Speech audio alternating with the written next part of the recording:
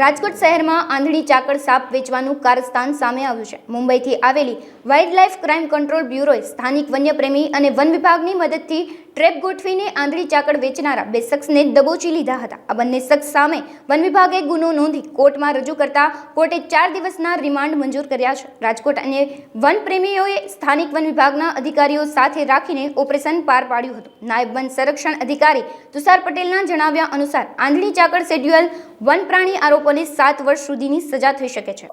કાલે 3 તારીખના રોજ આપણે રાજકોટ જિલ્લાના મોરબી રોડ ઉપર જે વૃંદાવન સોસાયટી છે તેના કાચા માર્ગ ઉપર WCCBની ટીમ દ્વારા મળેલ બાતમીના આધારે એક છટકું ગોઠવવામાં આવ્યું હતું અને એમાં એક મનીષ કાપડિયા કરીને વ્યક્તિ છે જે આરોપી છે તેના દ્વારા આંધળી ચાકળના વેપાર માટે 1,90,000 સોદો કરવામાં આવ્યો હતો, જેમાં આપણી ટીમના અધિકારીને તાંત્રિક બનાવી અને છટકું ગોઠવતા મનીષ કાપડિયાને આપણે આંધળી ચાકળ સાથે પકડેલા હતા।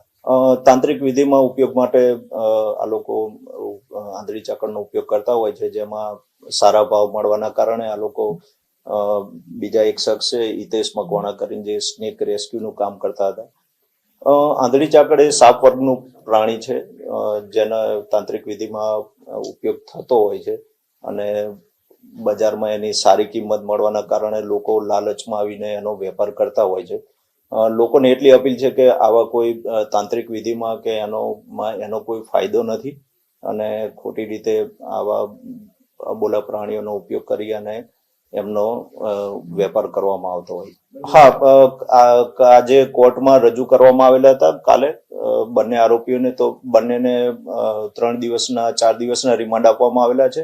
સોમવાર સુધીના રિમાન્ડ મળેલા છે અને તેના આધારે અન્ય વ્યક્તિઓ આમાં જે પણ સંડોવાયેલા હશે તેમની તપાસ કરી અને તેમના પર પણ કાર્યવાહી કરવામાં આવશે।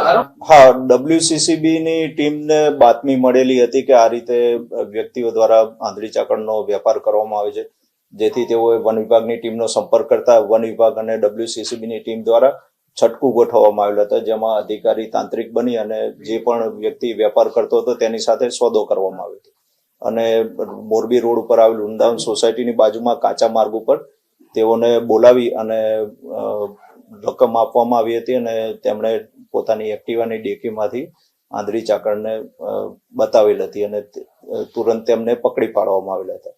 ત્યારબાદ તેમની તપાસ કરતા, તેમની પૂછપરછ કરતા અન્ય વ્યક્તિ જે હિતેશ મકવાણા છે જેમણે તેઓને આંધળી ચાકળ લાવીને આપી લીધી, તેમને પણ પકડી પાડવામાં આવેલા હતા।